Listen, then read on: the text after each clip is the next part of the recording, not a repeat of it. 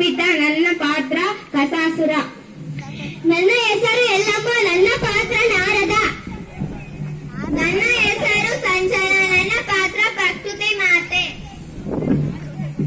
ನನ್ನ ಹೆಸರು ಅಮೃತ, ನನ್ನ ಪಾತ್ರ ಇಂಧನಾಸುರ. ನನ್ನ ಹೆಸರು ಶಿಲ್ಪ, ನನ್ನ ಪಾತ್ರ ಪ್ಲಾಸ್ಟಿಕಾಸುರ.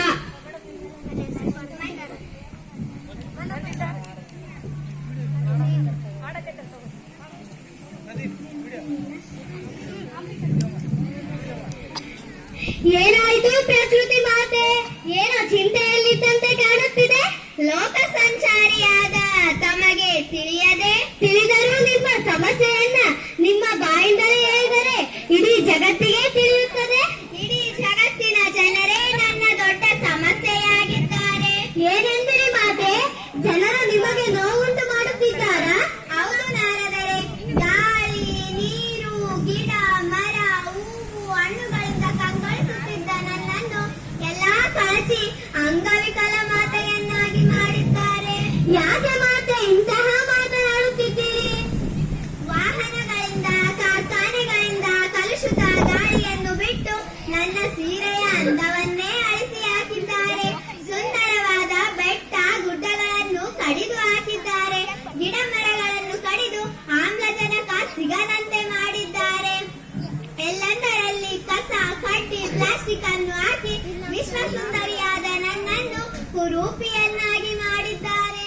ನಾರಾಯಣ ನಾರಾಯಣ, ನಿಮ್ಮ ನೋವು ನನಗೆ ಅರ್ಥವಾಗಿದೆ. ನಿಮ್ಮ ಗೊಂದಲಕ್ಕೆ ಕಾರಣರಾದ ಎಲ್ಲರನ್ನೂ ಇಡೀ ಭೂಲೋಕವನ್ನೇ ಸುತ್ತಿ ಕರೆತರುತ್ತೇನೆ. ನನ್ನ ತಲೆನೋವಿಗೆ ಕಾರಣರಾದ ಎಲ್ಲರನ್ನೂ ಕರೆತನ್ನಿ. ಆಗಲಿ ಮಾತೆ.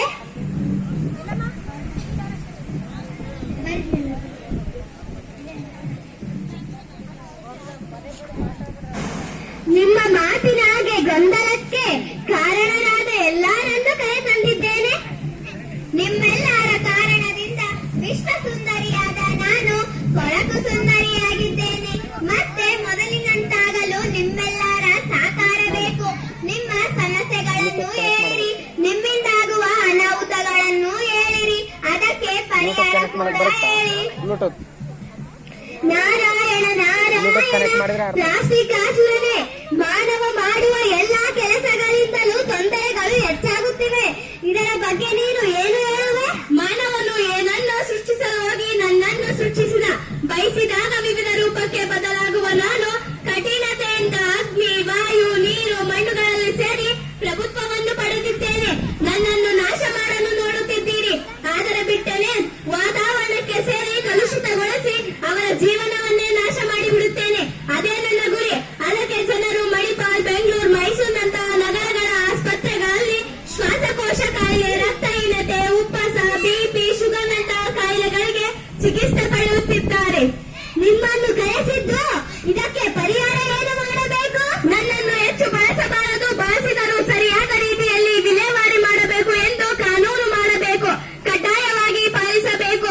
ಪಾಲಿಸದಿದ್ದರೆ ಜೀವ ಸಂಕುಲನವನ್ನೇ ನಾಶ ಮಾಡಿಬಿಡುತ್ತೇನೆ. ಹಳೆ ಪ್ಲಾಸ್ಟಿಕ್, ಹಳೆ ಪೇಪರ್, ಹಳೆ ಕಬ್ಬಣ, ತರವೋಯಿ ನಂದೋ ಲಕ್ಷ್ಯ ಮಾಡಿದಿರ, ಗೊತ್ತಲ್ಲ ನಿಮ್ಮ ನಾಶ.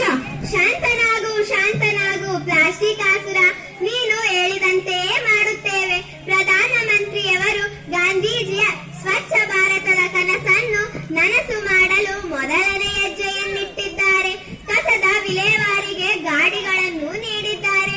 ಈಗ ನಿಮ್ಮ ಸಮಸ್ಯೆಯನ್ನು ಹೇಳಿ ಕಸಾಸುರರೇ.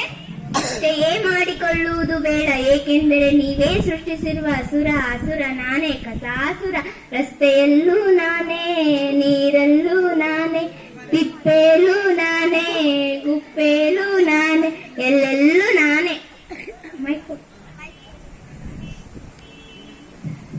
ನಿಮ್ಮ ಮಾತಿನ ವೈಖರಿ ತುಂಬಾ ಚೆನ್ನಾಗಿದೆ. ನೀನು ಎಲ್ಲೆಲ್ಲೂ ಇರುವೆ?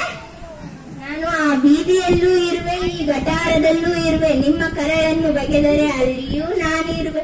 ನೀವು ನನ್ನನ್ನು ಸರಿಯಾದ ರೀತಿಯಲ್ಲಿ ವಿಲೇವಾರಿ ಮಾಡುತ್ತಿಲ್ಲ. ಆದ್ದರಿಂದ ನಾನು ನೀರು, ಗಾಳಿ, ಆಹಾರ ಎಲ್ಲದರಲ್ಲೂ ಸೇರಿ ನಿಮ್ಮ ಆರೋಗ್ಯವನ್ನು ಹಾಳು ಮಾಡುತ್ತಿದ್ದೇನೆ. ನಿಮ್ಮನ್ನು ಹೇಗೆ ನೋಡಿಕೊಂಡರೆ ನೀವು ಸ್ವಚ್ಛವಾಗುವಿರಿ? ನನ್ನನ್ನು ಹಸಿ ಕಸ, ಒಣ ಕಸ, ವಿಷಕಾರಿ ಕಸ ಎಂದು ವಿಂಗಡಿಸಿ ಸರಿಯಾದ ರೀತಿಯಲ್ಲಿ ವಿಲೇವಾರಿ ಮಾಡಿ. ಇಲ್ಲದಿದ್ದರೆ ಗ್ರಾಮ ಪಂಚಾಯಿತಿ ಅವರು ನೀಡಿರುವ ಡಬ್ಬಗಳಲ್ಲಿ ಕಸವನ್ನು ವಿಂಗಡಿಸಿ. ಇಲ್ಲದಿದ್ದರೆ ಇದ್ದಲ್ಲೇ ಕೊಳೆತು ದುರ್ಗಂಧವನ್ನು ಹರಡಿ ನಿಮ್ಮನ್ನು ಎಲ್ಲಿ ಓಡಾಡದಂತೆ ಮಾಡದಿದ್ದರೆ ನನ್ನ ಹೆಸರು ಕಸಾಸುರನೇ ಅಲ್ಲ. ಶಾಂತನಾಗು ಕಸಾಸುರ, ನೀನು ಹೇಳಿದಂತೆಯೇ ಮಾಡುತ್ತೇವೆ. ಕಸದ ವಿಲೇವಾರಿಗೆ ಸರಿಯಾದ ರೀತಿಯಲ್ಲಿ ಮಾಡುತ್ತೇವೆ. ಈಗ ನಿಮ್ಮ ಸಮಸ್ಯೆಯನ್ನು ಹೇಳಿ ಇಂಧನಾಸುರರೇ. ಕರಬು ಬಾಸು ಕರಬು, ಹೊಡೋಗೆ ಸುಮ್ನೆ ಹೊಡೋಗು. ನಾ ಬಂದೆ, ನಾ ನಿಂತೆ, ನಾ ಬಿಟ್ಟೆ. ಅಯ್ಯಯ್ಯೋ, ನೀವೆಲ್ಲ ಕರಿ ಮುಷ್ಯಗಳಾದಿರಾ. ನಾನು ಅಂಕರ ಭಯಂಕರ ಚಂದನದ ವಾಸನೆಯನ್ನು ಅಳಿಸಿ ಹೊಗೆಯನ್ನು ಬಿಡುವ ಇಂಧನಾಸುರ. ವಾಹನ ಕೈಗಾರಿಕೆಗಳಿಂದ ಬರುವ ಹೊಗೆಯಿಂದ ಜನರಿಗೆ ಶ್ವಾಸಕೋಶ ತೊಂದರೆಯನ್ನುಂಟು ಮಾಡಿ ಜನರನ್ನೇ ನಾಶ ಮಾಡಿಬಿಡುವೆ. ನಿಮ್ಮ ಸಮಸ್ಯೆಗೆ ಪರಿಹಾರವನ್ನು ತಿಳಿಸಿ. ಅಗತ್ಯಕ್ಕಿಂತ ಹೆಚ್ಚು ವಾಹನಗಳನ್ನು ಬಳಕೆ ಮಾಡಬೇಡಿ. ಸಾರ್ವಜನಿಕ ವಾಹನಗಳನ್ನು ಬಳಸಿ ಮತ್ತು ಇಂಧನಗಳ ಮಿತ ಬಳಕೆಯನ್ನು ಮಾಡಿರಿ. ನೀವು ಹೇಳಿದಂತೆಯೇ ಮಾಡುತ್ತೇವೆ. ಶುದ್ಧ ಗಾಳಿಯನ್ನು ಪಡೆಯುತ್ತೇವೆ. ಈಗ ನಿಮ್ಮ ಸಮಸ್ಯೆಯನ್ನು ಹೇಳಿ ಜಲಾಸುರರೇ.